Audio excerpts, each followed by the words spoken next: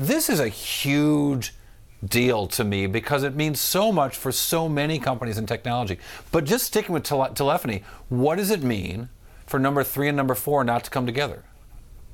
Well, it means I think you got to throw in all four. Well, number 1, 2, 3, and 4 in this. When I answer this question, it means more competition, more deals, lower profit margins, all of the above. I mean, we've seen throughout the world, whenever you have a market with 4 carriers go to 3 carriers, competition kind of slows down a little bit. The profits start building up.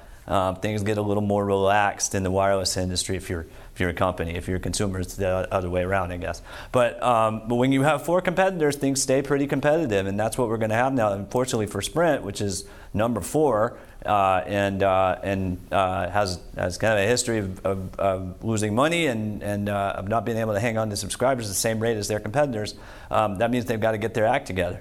Well, I think that's just the point. I mean, what's happened with T-Mobile the last 4 or 5 years under John Legere is really remarkable, at least to me. I mean, they've gone from being a pretty weak player to being a very strong one, not just gaining market share and fixing their own finances and, by the way, fixing their own business model, but they've had a real dramatic effect on what the big guys are doing at AT&T and Verizon. And they didn't do it from a position of market strength. They just came up with a better mousetrap.